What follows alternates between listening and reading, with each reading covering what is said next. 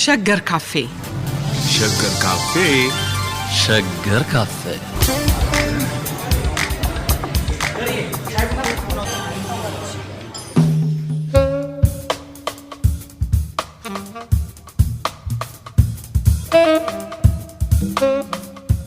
ከዛሬ 120 ዓመት በፊት የተሰራውና በአዲስ አበባ ቅርስነት የተመዘገበው የቢትወደድ ኃይሌ ጊዮርጊስ ወልደ ሚካኤል ቤት እድሳቱ ተጠናቆ የጣይቱ የባህልና የትምህርት ማዕከል ሆኖ ተመርቋል።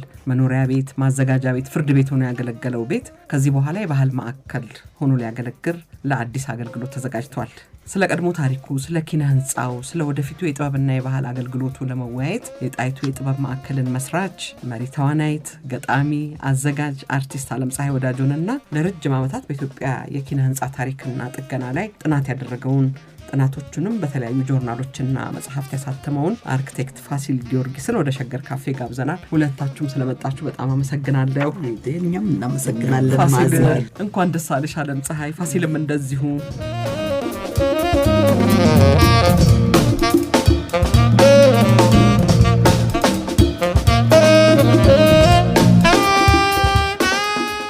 ዓለምፀሐይ ልጀምርና ከ24 ዓመት በኋላ ተመልሰሽ በአሜሪካ የተመሰረተው የጣይቱ ማዕከል ዓላማውን ይዞ ወደ አዲስ አበባ ካንቺ ጋር ተመልሷል።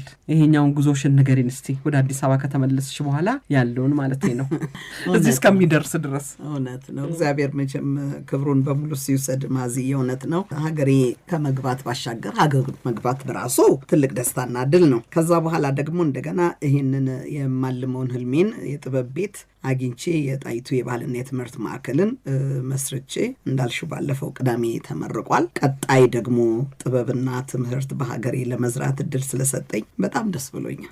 እንግዲህ የአሜሪካ ያለው የጣይቱ የባህልና የትምህርት ማዕከል ነው አይደል? እሱም መጠሪያው ተልእኮ የተለየ ነበር። ያኛው ምናልባት ለወጣት ኢትዮጵያውያን ስለ ኢትዮጵያ ማስተዋወቅም ጭምር እንዳለበት ስለማውቅ ነው። የኪነ ጥበብ ሰዎችንም ማስታወስ ብዙ ነገር አለበት። የዚህኛው ዓለምፀሐይ እንዴት ይሆናል? የዚህኛው ብዬ ነው ተጨማሪ ጉዳዮች የሚይዝ ይመስለኛል። እሺ፣ ስደተኛው በጣም ተጠቅሞበታል። ምክንያቱም እንደኛ ልጆቹን ስለ ኢትዮጵያ ታሪክና ባህል ወይም ቋንቋ የሚያስተምርበት ስፍራም አልነበረውም። የኛ የግጥም ምሽት በየወሩ ያለ ማቋረጥ 24 ዓመት በተከታታይ ያንን ፕሮግራም ስናካሄድ ቆየን። ከዛ ሌላ ቲያትሮች እንሰራ ነበረ። ወርክሾፖች እንሰጣለን። በዛ ላይ ደግሞ አንጋፋ የሆኑ ታላላቅ የጥበብ ሰዎች፣ የስነ ጽሁፍ ሰዎች እየጋበዝን ከያሉበት ዓለም እያመጣን ለወጣቱ አርአያነታቸውን እንዲያስተላልፉ እንዲገባቸው፣ በህይወት የሌሉትን ደግሞ ስራዎቻቸውን እያቀረብን ወጣቱን እንቀርጽበት ነበር። ያ ነገር ደግሞ በዚህ በዲሲ ሜትሮፖሊታን ኤሪያ ብቻ ሳይሆን ወጣ ብለንም በአሜሪካ ግዛቶች እስከ 29-30 ስቴቶች ሄደናል። በአመት አነሰ ከተባለ ከ13 እስከ 17 ግዛቶች ሄደን እናስተምራለን። አውሮፓንም፣ ካናዳንም፣ አውስትራሊያንም እንደዛው እናረጋለን እና የስደት ዓለሙ እንዳይቋረጥበት ከዚህ ከኢትዮጵያ ጋር ያለውን ትስስር ስናረግ ነው የቆየ ነው። እዚህም ከተመለስን በኋላ ያ እንዳለ ሆኖ የሚጨምርበት ነገር አለው። አመቺ ቦታ ስላገኘን፣ አቅምም ስላገኘን ትምህርቱ ደግሞ እንዲቀጥል በተለይ በዚህ በትወናው፣ በስነ ጽሁፉ፣ በብራና አሰራሩ ላይ ኢትዮጵያዊነትን ሊያሰርጹ በሚችሉት ነገር አቅም ያለው በአቅሙ እንዲማርበት፣ አቅም የሌለው ደግሞ በነጻ እድል ሰጥተን ከጥበበኞች ጋር እየተገናኘ እንዲማርበት። ሌላው ሁል ጊዜ የሚከፋኝ ያለፍኩበት ታሪኬ ነውና ጸሐፊያን ልጻፍ ቢሉ የሚቆዝሙበት ቦታ እንኳን የላቸውም። ሰዓሊያን ሐሳብ ልፍጠር ቢሉ የሚሄዱበት ቦታ የላቸው። የተወሰነች ክፍል አበጅተን የራሳቸውን ነገር ለፈጠራ ትንፍስ የሚሉባት ክፍል ቢኖራቸው እየመጡ በተራ እያነበቡም እየሰሩም ቲያትረኛ ስክሪፕቱን የሚያጠናበት ቦታ የሚለው እና ያችን አመች ሁኔታ ለማመቻቸትም እቅዳለን። እንደሱ አይነት ነገር ይጨምራል ማለት ነው። እኔ አንድ ጥያቄ ይዤልሽ ነበር። እንዳው ጣይቱ ማዕከል እንደ ብሔራዊ ቲያትር ፏዬ፣ እንደ ማዘጋጃ ቤት ማክሲም የጥበብ ባለሙያዎች፣ የጥበብ ወዳጆች ሳይቃጠሩ የሚገናኙበት ቦታ ይሆናል ወይ ብዬ ነበር እንጂ ማዝዬ አውቀዋለሁ፣ ያደግኩበት ነው። እሱ ነው ደግሞ ይገርማል። ቁጭ ብለው ወይም አንብበው ከሚሰሩት በላይ ፈጠራቸው ላይ የሚወያዩበት፣ የሚተቻቹበት፣ የሚተራረሙበት የግል ህይወታቸውንም የሚካፈሉበት ነውና የእሷን አይነትም እቅዳለች። እውነት ነው። ወደ ፋሲል ልሄድና ፋሲል ስለ ቤቱ ታሪክ፣ ስለ ኪነ ህንጻ አሰራሩ፣ ስለ ጥገናው ነገርን ቤቱ የዛሬ 120 ዓመት የተሰራው በጭቃ በእንጨት ይመስለኛል። እድሳቱ ስለሱ ንገረን። ቤቱ እንግዲህ እንደምታዩት ያው ባለ 3 ደረጃ ወይ ባለ 3 ፎቅ ነው። ከምድር ቤቱ ስንጀምር በድንጋይ ይካብና ጭቃ እየተቦካ በጭቃ እየተጣበቀ የጊዜው ትልልቅ ቤቶች የሚሰሩት እንደዛ ነው። እና አንዱ ነገር እነዚህ ቤቶች ቀደም ሲል ከነበረው በክብ ከሚሰሩ ቤቶች ወደ 4 ማዕዘን ቤት ሄደን ከዛ ደግሞ ታላላቆቹ የጊዜው ታላላቅ ሰዎች መኳንንቱ ቤቶቻቸውን ሲሰሩ በዚህ መልክ ነው የሚሰሩበት። ቦታ ደግሞ በመልክዓ ምድርም ከመሬት ከፍ ያለ ጫን ያለ ቦታ ሆኖ ከፍ ያለ ቦታ ሆኖ በአካባቢው ካለው ሰፈር ትንሽ ኮራ ያለ መሬት ላይ ነው የሚሰራው። እንግዲህ ቢትወደድ የአካባቢ በሙሉ እንግዲህ የነጋድራስም ነበሩ፣ የገበያም አለቃ ነበሩ። በሀብትም ትንሽ በጊዜው ከበርቴ ከሚባሉ ሰዎች ውስጥ ናቸው። ስለዚህ በዛ ያለ ሰው እንግዲህ ይሄንን ግንባታ እንደሚሰራ አንጠራጠርም። ቤቱ እንግዲህ ስናየው በሁለት ጊዜ የተሰራ ይመስላል። የመጀመሪያው መሀል ያለው አለ። ሁለቱ ክንፎች ግን ቆይተው ነው የተሰሩት፣ በግራና በቀኝ ወጣ ያሉት እና የእነሱ መኖር ደግሞ ቤቱን የበለጠ ግርማ ሞገስ ሰጥቶታል። የተቀመጠበት ቦታ ደግሞ ከጊዮርጊስ ቤተክርስቲያን ከአፄ ምኒልክ ያው ሐውልቱ በኋላ ነው የመጣው እና ሌሎቹም እዛ አካባቢ ያሉ በጣም ከከተማው እምብርት ከሚባሉት ቦታዎች ውስጥ ነው። በአቀማመጡም ለየት ያለ ስፍራ አለው። አገነባቡ ላይ እንግዲህ በጊዜው ግንበኞች አዋቂ ግንበኞች ተፈልገው ነው የሚሰራው። የእንጨቱን ስራ ያን ጊዜ ህንዶችም ነበሩ በተወሰነ ጊዜ የእኛን ሰዎች እያስተማሩ የሚሰሩ። በተለይ ላይ ያለው ሰገነት ፎቁ ላይ መጨረሻ ስንወጣ ሁለቱን የህንፃውን አካላት የሚያገናኘው እንደ ድልድይ አይነት ሆኖ በመስታወት የተከበበው የአፄ ምኒልክን ቤት እንደዛ አይነት እንትን አለው። ስለዚህ በጊዜው መቼም ከፍተኛ ለሚባል ባለስልጣን መኳንንት የሆነ ቤት ነው። ቆርቆሮም ቢሆን እንግዲህ መጀመሪያ መምጣቱ ነበር። ሁሉ ቤት በሳር ነበረ። ከመጀመሪያዎቹ እንግዲህ የቆርቆሮ ቤቶች ውስጥ መሆኑ ነው እና መቼስ በጊዜው አለ የሚባል ህዝቡ ሁሉ እንደ ጉድ የሚያየው መኖሪያ ቤት ነበረ። መጨረሻ ላይ ያው በኖራ ለስኖ ነጭ አርጎ ውስጡን እንደውም አንዳንድ ቦታ ላይ እየቀረ አለ ይሄ ዎል ፔፐር የሚያምር የግድግዳ ወረቀት የተለጠፈ አለ። አሁን እንደውም ከዓለም ፀሐይ ጋር ተማክረን 1-2 ቦታ ላይ ትተነዋል አለ ላይ ስታዩ እና በእውነቱ በጊዜው በጣም ትልቅ የከተማ ውስጥ በጣም ውብና ግርማ ያላቸው የኪነ ህንፃ ውጤቶች ከሚባሉ ቤቶች ውስጥ ነው። ደረጃውም ቢሆን የመጀመሪያው በጎን ነበር፣ በኋላ ወደ መሀል ተደርጎ በጊዜም የተወሰነ ለውጥ አግኝቷል። በተለይ ማዘጋጃ ቤት ከሆነም በኋላ ትናንሽ ነገሮች አሉ። ግን ዋናውን ስራ የሰሩት ያው የቢትወደድ ዘመኑ ስራ ነው። ጭቃውም ቢሆን ሲቦካ ረጅም ጊዜ እየተገላበጠ ጭድ እየተጨመረበት እና በደንብ የማጣበቅ አቅሙ ከጠነከረ በኋላ ነው ወደ ድንጋዩ ላይ ተገብቶ የሚሰራው። ልክ ድንጋዩን ደግሞ መልሶ በጭቃ አለ በደንብ ይለሰንና እሱ ላይ ነው እንግዲህ ወይ ኖራ የሚቀባው የሚለሰነው ወይ ደግሞ በወረቀት በዚህ በወል ፔፐር የሚሸፈነው እና የጊዜውን ጥበብ የህንፃ ግንባታ ጥበብ በደንብ የሚያሳይ ህንፃ ነው። ምናልባት እንግዲህ የራስ ናደው ቤት ደግሞ አለ አይደለ? ወደታቸው ወረድ ብሎ ወደ ተረት ሰፈር የእሳቸውን ቤት እንደዚሁ ዘመናዊ ነው ይባላል። በእድሜ ይገናኛሉ ሁለቱ? የራስ ናደው ወደ ኋላ ነው፣ ይሄኛው ይቀድማል። የራስ ናደው እንግዲህ 2 ቤት አላቸው። አንደኛው እዚህ ሊሴ ገብረ ማርያም ጀርባ ያለው፣ አንደኛው በክብ ክብ ሆኖ እንደውም በአጋጣሚ መሀል ላይ እንደ መፍረስ ተብሎ ተቋርጦ ቁጭ ብሏል። ሌላኛው ደግሞ አውሮፓ ደርሰው ከተመለሱ በኋላ እንግዲህ ከመጀመሪያዎቹ ተጓዦች ውስጥ ሳይሆኑ አይቀሩም። እዛ ደርሰው ሲመጡ ደግሞ ይሄ እኛ ኒዮ ክላሲካል የምንለው የፈረንጆቹን የግሪክ እንትን ቅርጽ ያለው በር ያለው ቤት አሰሩ እና ይሄኛው በእኛ የህንፃ ጥናት የዚህ የቢትወደድ ቤት ከመጀመሪያዎቹ ሞር ኦቴንቲክ ከሆኑት ቤቶች ውስጥ ነው። ያኛው በአብዛኛው የአውሮፓ ማሰራር ያጠላበታል። በተለይ ነጩ አሁን እንደ ህፃናት መማሪያ ምናምን ይሆነው እና ይሄኛው ሪሊ ቲፒካል የአዲስ አበባ በኋላ ስምም ወጥቶለታል እኮ የአዲስ አበባ ስታይል ተብሏል። በኋላ እንደዚህ አይነት ቤቶች በተለይ የእኛን እንግዲህ የእኛን የአገራዊ የሆነውን አገር በቀል የሆነ ኪነ ህንፃ የድንጋይ ግንባታ፣ የህንዶችን ደግሞ የእንጨትና የጌጣጌጥ ስራ የማስዋብ ስራ ይሄ ተቀላቅሎ አንድ አይነት ስታይል ፈጥሯል። ቤቱ ግን አቀማመጡ ክፍሉ በየት ይሁን የትኛው በምን ይሁን የባለቤቶቹ ውሳኔ ነው። ስለዚህ ስፓሻል እንትኑ የስፔስ አቀማመጡ የቦታ አቀነባበሩ ምኑ ያው የባለቤቱ ነው። ስለዚህ የእኛን አኗኗር ተከትሎ በጊዜ የነበሩ መኳንንትን አኗኗር ተከትሎ የተሰራ ነው። እንግዲህ በጭቃ የተሰራ ቤት አሁን ጭቃ ረጋጭ አለ፣ ጭቃ ለሳኝ አለ። ድንጋይ ጠራቢው እንኳን ምናልባት ወደ ደቡብ አካባቢ አሉ ጥሩ ድንጋይ ጠራቢዎች። ከየት ተገኘ? እድሳቱንም አብረህ እንድትናገር ብዬ ነው። ምን ያህል ቻሌንጂንግ ነበር። ያንጋሶማ መነገር አለበት። የሚገርማችሁ በአፄ ምኒልክም ጊዜ የመጀመሪያዎቹን አሁን ጸሐፊ ትእዛዝ ገብረስላሴ እንደ ጻፉት እንደሚሉት ምንድን ነው የእንጦጦ ማርያም ቤተክርስቲያን ሲሰራ እንደውም የግንበኛ አዋቂ ለማግኘት እስከ ጎንደር ድረስ ጎንደር ያው የጥንቱ የግንብ ስራ አለ ከዛ ሁሉ እስከ ማምጣት ተደርሶ ነበር። ቀስ በቀስ ግን የአካባቢውን ሰው እየለመደው ሄደ።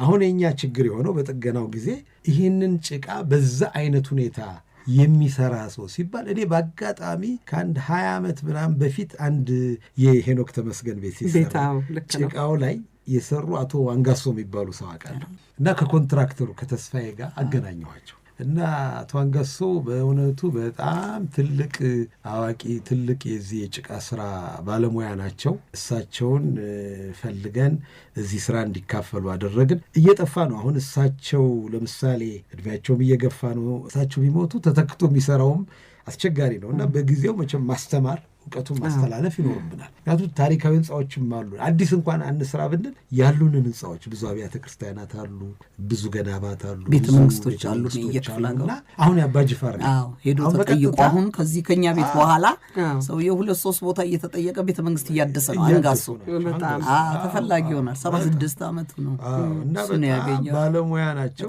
ልዩ ሙያ ያለው ያው እንደምንም ብለን እንደ ወጣቶቹ ቢማሩልንና እንትኑ ቢቀር ጥሩ ነው። ትልቅ ጥበብ ነው። ምክንያቱም ልዩ ነው። እንደ አሁን ብዙ ቤት ጭቃ ቤቶች ኢትዮጵያ የተለመዱ ነው። የእሱ አሰራር እኮ እንደሱ አይደለም። ልክ ዳቦ ስናሽ ፈርሜንት እንዲያደርግ እንደምታስቀምጪው በጭድ እያሸ ይቀብረዋል መሬት ስር። እንደገና ያነሳና ያሻሽና ይቀብረዋል። 6 ወር 7 ወር ፕሮሰስ አለው። እንደዛ አድርጎ ብቻ ማለት ነው። ከዛ በኋላ ነው ሲሚንቶ የለው አሸዋ የለው በቃ ተጣበቀ ማለት ነው። እንደዛ ነው የሚሰራው። የሚደንቅ ነው። ከለጠፈው ደግሞ በኋላ በሩን ዘግቶ ማንም አይገባም። እንዲጠቁርና እንዲጨልም ይተወዋል። እና ልዩ ቀለም ነው የሚያመጣው። ልዩ ባለሙያ ነው በጣም እና በሰው ሁሉ የተለያየ ሙያ ያለው ይሄ ደግሞ ልዩ ሙያ ነው በዛው በራሱ እና እሱ አምጥቶት ነው እንጂ እኛም ከየት እንደሚመጣ ቸግሮን ነበር።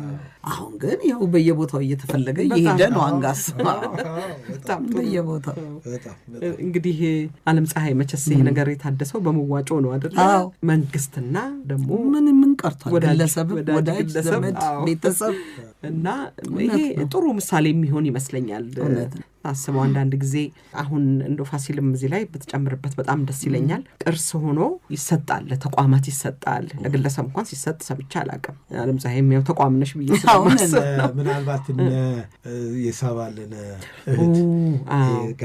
ጋለሪው ያያሌው ብሩ ቤት አረታቻል እሷ ለሞዴሏ ነው ሊያከበደ ይሄም እኔ ለኔ በግሌ ነው እኮ የተሰጠው ፋሲል። ያኛው እኔ ነኝ ወደ ጣይቱ ማዕከልነት የቀየርኩት እና ያኛው ደግሞ የአርት ጋለሪ የሆነው እዚህ ጊዮርጊስ የሚለው ሴንት ጆርጅ ሴንት ጆርጅ ከሸራተን በታች ያለው አለ። ሌላ ጎን ደግሞ ጎላ ሚካኤል መሰለኝ ነው ጋለሪ ከኢሚግሬሽን ወደ ላይ ስትሄጂ በዚህ በጓሮ በኩል የዛሬ 20 ዓመት ይሁን 15 ዓመት ህንፃዎቹ እየተበላሹ እየጠፉ በአንዳንዴም እየፈረሱ ሲሄዱ ከአዲስ አበባ ባህልና ቱሪዝም ቢሮ ከብዙ ክርክር በኋላ አንድ ረቂቅ ህግ እንዲወጣ ሞከር። እነሱም ሰዎቹም መጨረሻ ላይ ያው ግልጽ ነው መንግስት እንደዚህ ሁሉ ቤቶች ማደስ አይችልም እና ምንድን ነው በስምምነት ግለሰቦች ወይ አንዳንድ ተቋማት ወስደው ህንፃውን ታሪካዊ ቅርስነት ይዞታውን ሳይቀይር እያደሱ ለተለያየ አገልግሎት እንዲያወጡ እድሜ ለመጨመር ነው ዋናው። አንደኛ እድሜ መጨመር፣ ሁለተኛ ደግሞ አሁን ጣይቱ ማዕከል ዓለምዬ እንዳረገችው ወደዛ መውሰድ ነው የዓለም ፀሐይን አካሄድ። ሌሎቹም ደግሞ በዚሁ መልክ እንዲሉ ነው እና የዚህ የሴንት ጆርጅ ሰላማዊት ከሳባ ጋር ሆነው የሰሩት ስራ አለ አልፎ አልፎ። ሌላው የዚህ የሳይንስ አካዳሚ የአርቲስት ዶክተር ተስፋዬ አበበም የተሰጠው በስሙ በራሱ ነው። አንድ ደግሞ ብሩክ የሚባል ሰዓሊ አንድ ቅርስ ተሰጥቶታል። ተጀምሮ ነበር እንደዚህ ለአንድ ሙዚቀኛ ለአንድ ምናምን የመስጠት እንግዲህ ቀጥሎ ይሆን አላውቅም። ግን ምንድን ነው እዚህ ላይ አሁን ለአንድ ሰው ማሸከም ከባድ ነው። ተቋም ሲሆን ይቀላል ወይም ደግሞ መንግስትም የራሱ ነውና ማገዝ ሲኖርበት ዞሮ የሀገሪቷ ነው። ልክ ነው። እሱ ጥሩ ምሳሌ ይሆናል ይሄ ብዬ ነው ያነሳው። ፋሲል እንግዲህ የልማት ሀሳብና ቅርስ መጠበቅ በተለያዩ መንግስታት እንዳየነው አይግባቡም አይደለ? ብዙ ጊዜ ይሄ አንተ የሁል ጊዜ ውትወታ እንደሆነ አውቃለሁ። ይህንን ቤት እንደ ፖሲቢሊቲስ ምን ፖሲቢሊቲ ያሳየን? ይሄ የተረፉትን ለመጠበቅ የሚያስችል ሐሳብ ምን አገኘንበት? አንተስ ይሄን ታምንበታለህ ወይ? እንደው ጥፋቶቻችንን እንዳንቀጥልባቸው ይጠቅማሉ? ይሄ ያነቃናል ወይ? እዚህ ላይ ሐሳብ እንድትሰጥ ብዬ ነው። አዎ ልክ ነው። አንደኛ ቅድም አንቺ ማንስተሽዋል የዚህ የመንግስትና ግለሰቦች ስል አንድ ግለሰብ ብቻ ሳይሆን በጀርባቸው ያሉ ተባብረው መስራት የሚችሉ ከመንግስት ጋር አንድ ላይ ተቀናይተው ቅርስ ያው የጋራም ስለሆነ የፓብሊክ ጉድ ነው፣ የሁላችንም እንትን ነው። እሱ በመስራት አንድ ነገር ማድረግ ይቻላል። ሁለተኛ ያው ለሌላ አገልግሎት መዋሉ ደግሞ ሌላ እድሜ ነው የሚሰጠው። ሌላ ግልጋሎት ይሰጣል። አሁን ቅድም ዓለም ፀሐይ እንዳለችው የዚህ የባህልና የትምህርት ማዕከል ሲሆን ቀደም ሲል ኪነ ህንፃው እንዲህ አይነቱን አሰራር የማያውቁ ወጣቶች እንኳን መጥተው ሲያዩት የተለየ አታችመንት ከታሪካቸው ከአባቶቻችን ከሰሩት የህንፃ አሰራር ጋር የተያያዘ ነገር ያደርጋሉ። ሌላው ያው የመቼም አንድ ትውልድ በአንድ ጊዜ ዝም ብሎ አይፈጠርም። አንድ ሀገር ስልጣኔው እኮ ሂደት አለው።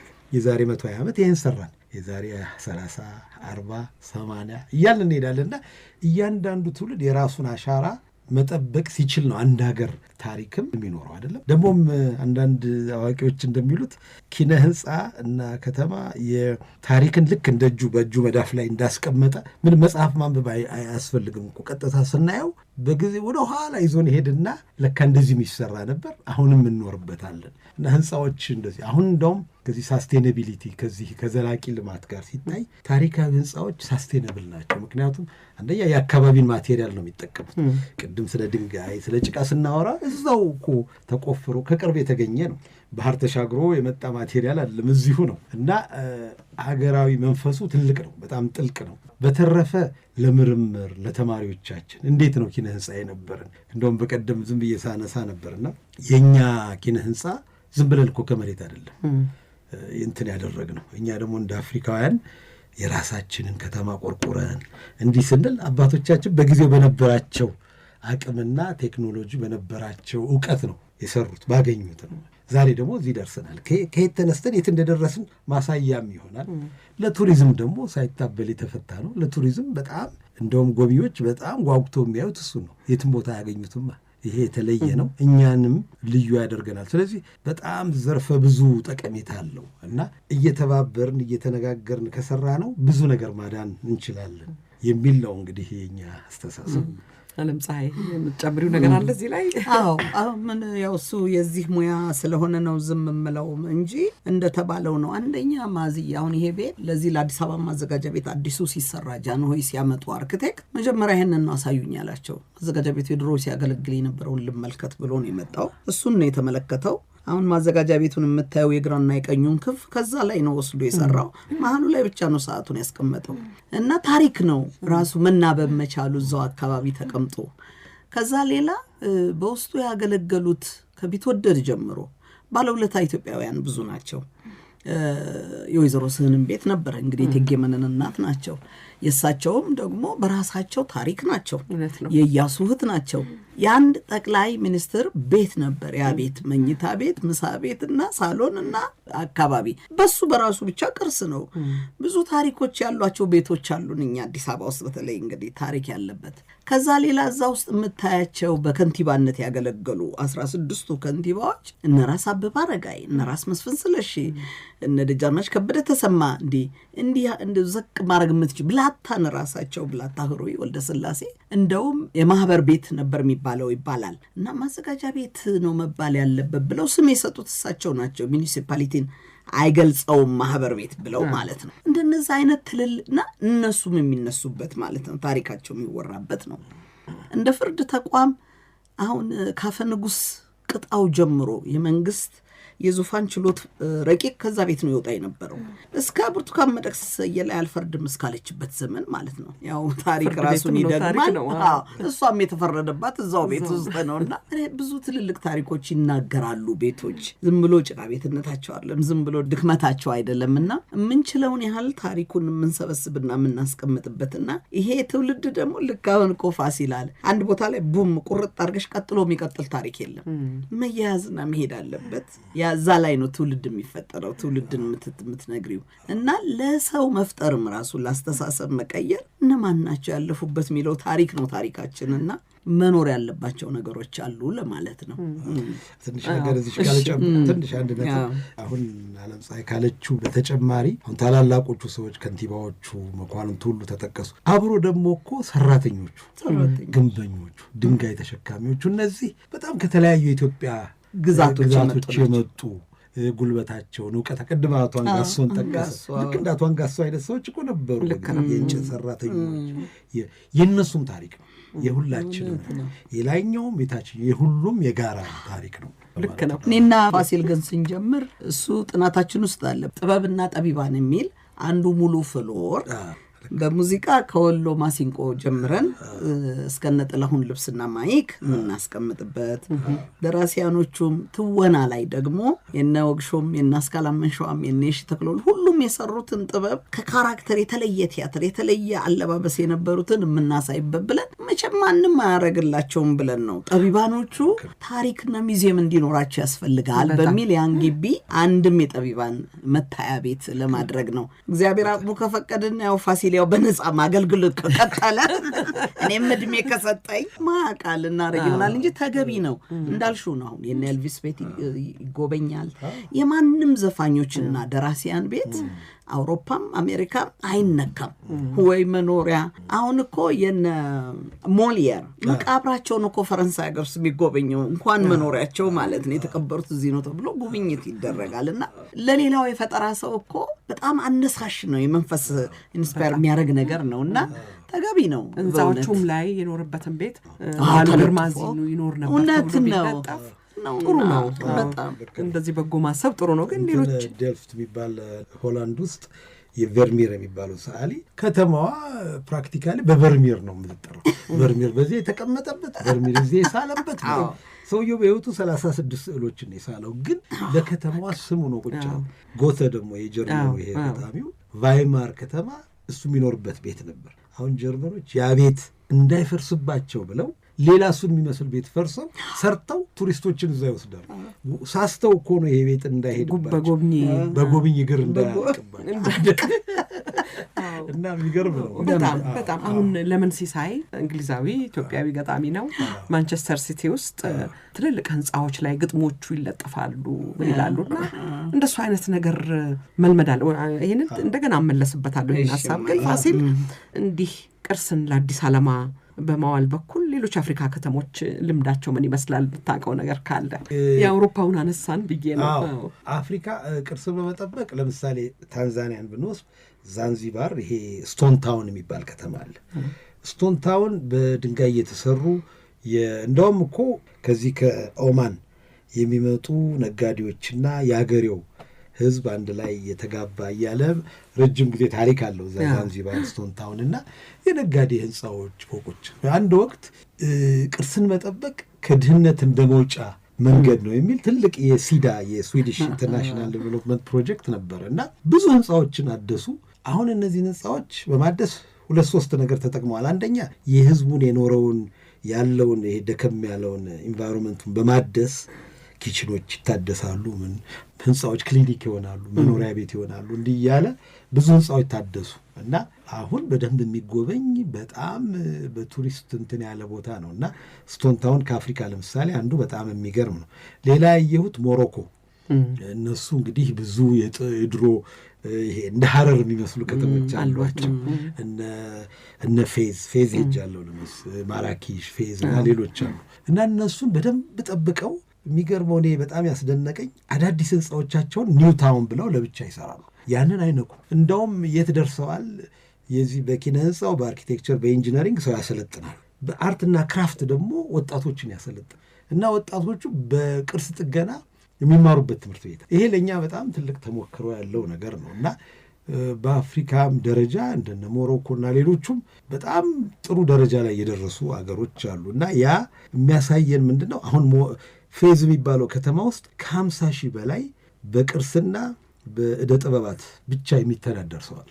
እንግዲህ ምን አይነት ገቢ እንደሚፈጥር በየቦታው መቼም እዛ ከተማ የሄደ ሰው አንድ ሙሉ ሻንጣ የባህላዊ ዕቃ ቅርጽ ምናምን ሳይዝ የማይወጣ የለ። እኛም እኮ አለን። ቅድም ዓለም ፀሐይ እንዳለችው የብራና ጽሁፉ የጥልፉ የምኑ ከዚህ ጋር ከህንፃው ጋር ከጥበቡ ጋር ከእንትኑ ጋር እያያያዝን ትልቅ ገቢ ነው፣ ትልቅ እውቀት ነው እና እንደዚህ የሚያደርጉ አገሮች አሉ።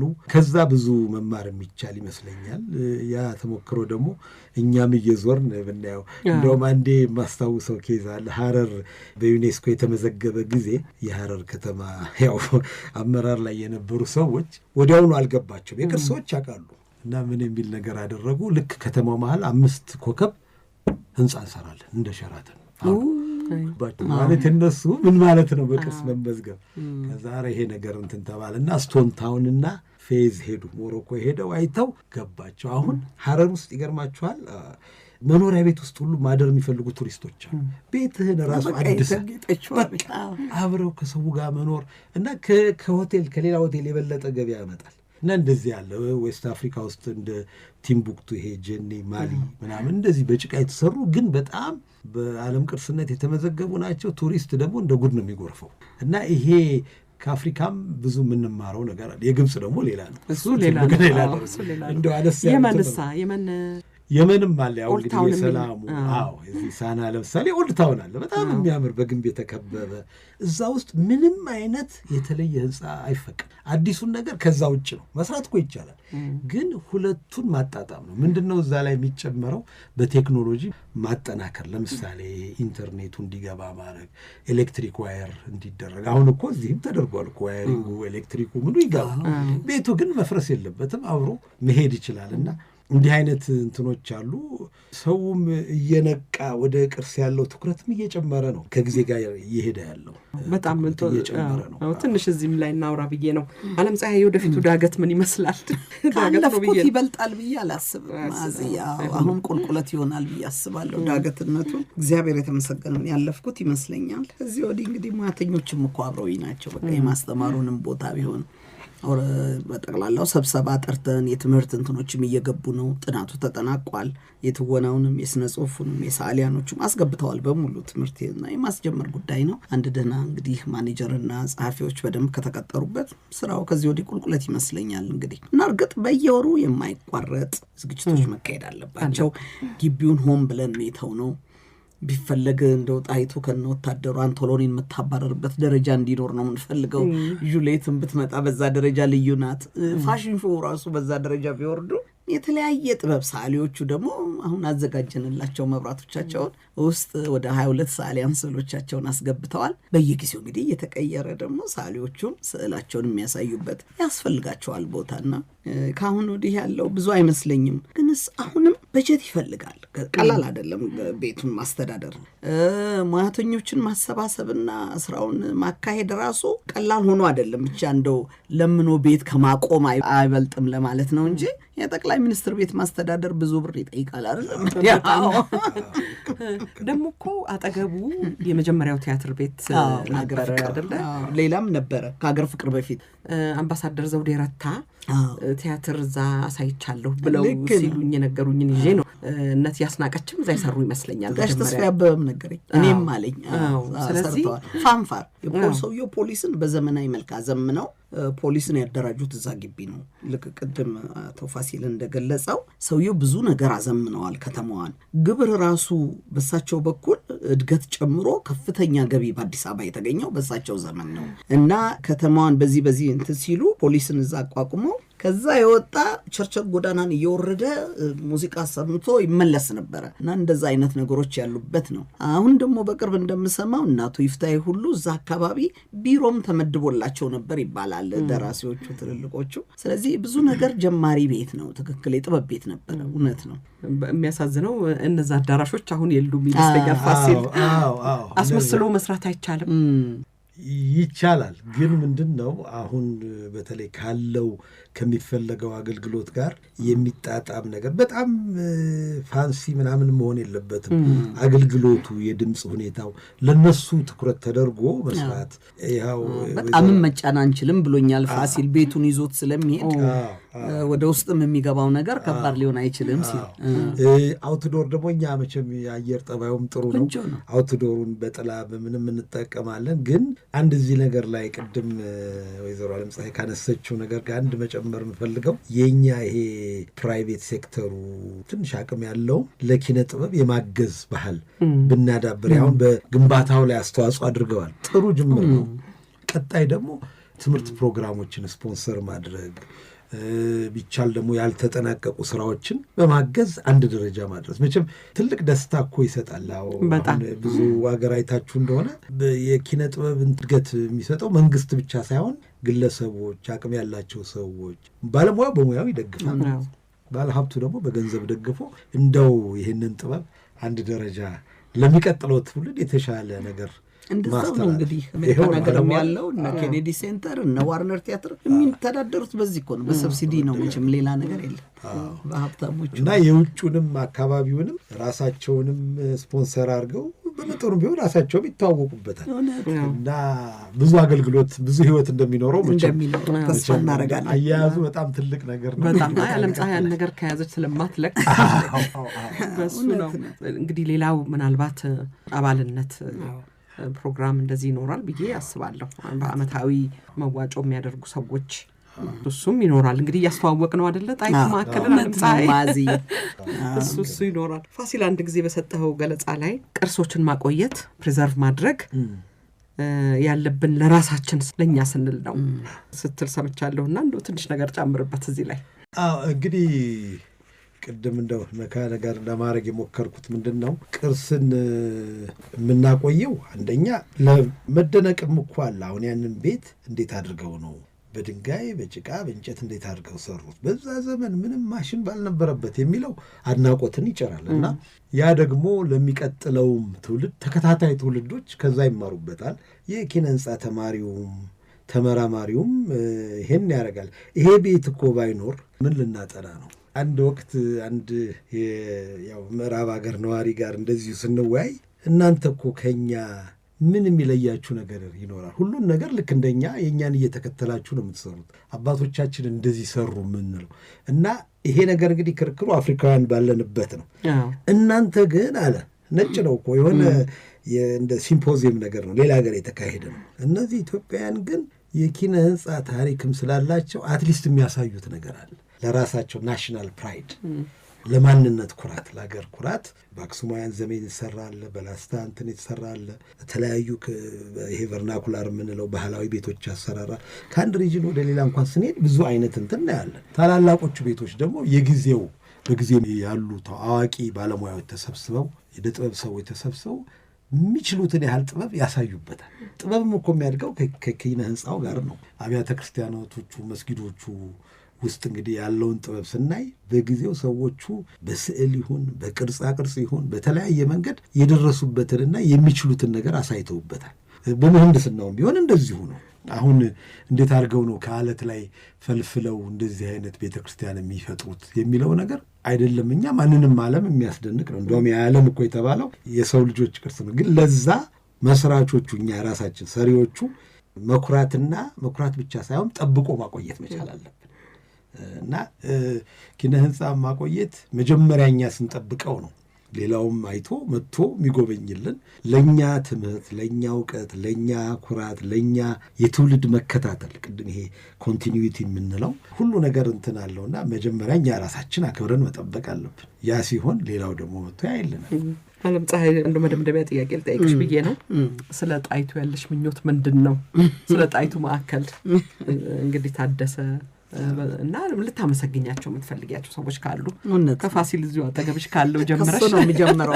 መጀመሪያ የሚያናገርኩት እሱን ስለሆነ እውነት ነው። ዱብዳ ነው የወደቀብሽ ዓለምፀሐይ አይደለ? መጀመሪያ ሲሰጥሽ ያው ጠይቄም ቢሆን ያገኘሁት ነገሩ ግን ዱብዳ ነው። እውነት ነው። ደግሞ በዛ ላይ በጣም ማስፈራሪያ ስጋትም ተነግሮኛል። ቤቱ በጣም ተጎድቶ መፍረስ ላይ ስለነበረ እኔ ደግሞ እንግዲህ ያን ሙያ አላውቀውም ምንድን ነው ማረገው በሚል በቃ ፋሲል ጋር ነው የደወልኩት። ፋሲል ማመን አቃተው። እሺ ከደረሰሽ ሊየው ልምጣና አለ። አየ በቃ ከጎንሽ ቆሜ አብሬስ በነጻ ሰራለሁ አለ። እንዳለውም ደግሞ የቀን ተቀን ክትትል እንዲያረግ ፍቅረ ስላሴ የሚባል ሌላ ሙያተኛ መደበልኝ። ከዛ ወደ ጨረታ ሄድ ነው። እንዳጋጣሚ ኮንትራክተሮቹ አንድ 10 አስገብተው ነበረ ለጨረታ።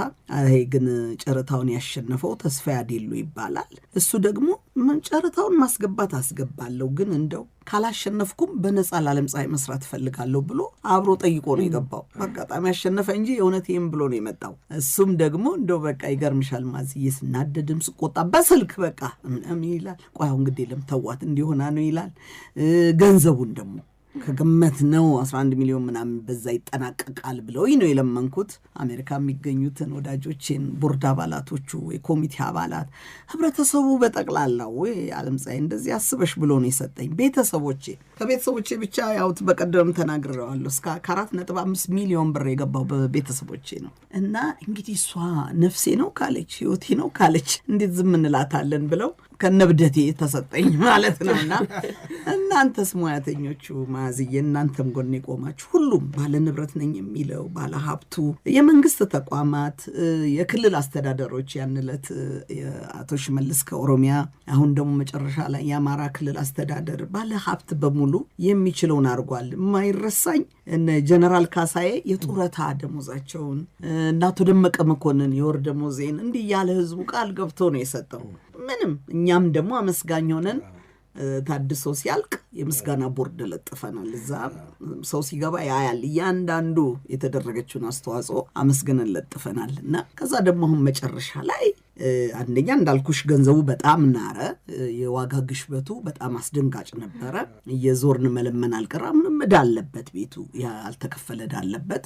ይሁን እንጂ እንዳልሽው ለማስተዳደር ወደፊትም ለመቀጠል ገና ገንዘብ የሚጠይቅ ሁኔታዎች ናቸው ያሉት። ቢሆንም ይህን ደግሞ የግቢ ጽዳት የግቢ ስራውን በሚመለከት ክብርት ከንቲባ መታስት ጎበኝ ስታይ እንዴ አጥሩ እንዲሆኑ ይሄ ቦታ መሬቱ እንዲሆኑ ስትለኝ አይ ከዚህ በላይ አልቻልንም ቆምን በቃ አቃተን በሚል እንደገና የከተማው አስተዳደር ደግሞ ገብቶበት ወደ 37 ሚሊዮን ብር ገደማ በሙሉ ያለውን ከኋላ ከፊት በውሃው በመታጠቢያ ቤቱ በኩል ያሉትን አንዳንድ ጉድለቶች እንዲሟሉ ተደርጎ በዚህ ውበት ተጠናቀቀ ማለት ነውና እነዚህ አብረውኝ የሄዱትን በሙሉ እንደው አይዞሽ ያለኝን አንደበት ጭምር ገንዘብ ብቻ ሳይሆን በሙያም ደግሞ ብዙ ኮንትራክተሮች ናቸው ይገርምሻል መተው የሚያዩት እንደነ ማለበል ብስራት አብዮት አደባባይ ነው የሰራው ወሰን ያለ ምንም ክፍያ መተው የለም እቺን ነገር እንዲህ አድርጊሉታል ተስፋዬን የለም እቺን ነገር ምክራቸው ሐሳባቸው እና እንዳልኩሽ ፍቅራቸው እና አይዞሽ ታው ጭምር ቀላል አልነበረምና ፋሲልየም በጣም ነው ማመሰግነህ እግዚአብሔር ይስጥህ አቶ ተስፋዬ አዴሎ ሌሎችም በሐሳብ በገንዘብ በጉልበት የረዱትንም የከተማውንም ማስተዳደር እናንተ ሚዲያው ራሱ እየተከታተለ እዚህ ጋር ደርሷል ጣይቱ ማከል እንዲ ሊሆን ነው ማለት ራሱ ጉልበት ነው አሁንም ከኛ ጋር ሆናችሁ ደግሞ ይሄንን ነገር ወደ ተግባር የሚዛወርበት እንግዲህ እንደ ዱላ ቅብብሎሽ ነው ማየው አሁን ራሌ ሩጫ አለ አይደል ዱላይን ለትውልድ የማቀበል ነው አሁን ደግሞ ቀጣዩ ትውልድ ወዴት ያደርሰዋል ይሄንን ቦታ ነውና ቅብብሎሽ ነው የሚሆነው በያስባለው እንደዛ ነው የሚቀጥለው ማዝዬ አንቺን ራስሽን ስለምወድሽ ስለማከብርሽ ከብሬ ነው ምለው ከብር እንግዳ አርጊ አምጥቻት በቀደም አይታል ለኔ እንግዳይ ነሽና ለኔ ሁሌም ማደንቅሽ እህቴ ነሽ በእውነት ተባረኪልኝ ሁሉንም ሰው ነው ማደንቀው ማከብረው ማለቴ ነው ዓለም ፀሐይ በጣም ወደ አዲስ አበባ እንድትመለሽ በጣም እመኝ ነበር ከነደም አቃለው እዚህ መጣሽ እንደገና ይሄም እድል ስላጋጠመሽ በጣም ደስ ይለኛል በጣም አመሰግናለሁ ከፋሲል ጋራ ወደፊት ስለ አላስገቢልኝ ደግሞ ለሚቀጥለውም እንዳለ በነፃ እንዲቀጥል ሸገር ደግሞ እኮ ብዙ ጊዜ ስለ ቅርስ አንዴም አውርተናል ብዙ ጊዜ ስለ ቅርስ በተቆርቋሪነት የዚህን ህዝብን የማስተማር ጉዳይ ትልቅ ነገር ነውና ቅድም ዓለም ፀሐይም እንዳለችው ሚዲያው ትልቅ ሮል አለው ይሄንን ደግሞ ለህዝቡ ማሳወቅና ህዝቡ ደግሞ የኔ ነው የሚለውን የኔነትና የባለቤትነት ያለውንም እገዛም ማገዝም ብቻ ሳይሆን መጠቀም ልጆቹን ልኩ ማስተማር እዛ ላይ የጋራ ነገር ነው የሚያደርገውና መቼስ ጥሩ ነው የዓለም ፀሐይንም እንኳን ደስ አለ እንኳን ሁላችንም ደስ አለ አሁን እንደገጣው ተነስ ወይም ዛሬ ከሰዓት በኋላ ልጆቼን ይዤ ልሂድ ቢባል ክፍት ነው ዓለም ፀሐይ አዎ ክፍት ነው ምንም ችግር የለም እሺ እናመሰግናለን ከኛ ጋር የነበሩት አርቲስት ዓለም ፀሐይ ወዳጆና አርኪቴክት ፋሲል ጊዮርጊስ ነበሩ በጣም አመሰግናለሁ ስለ ውይይቱ እኛ እናመሰግናለን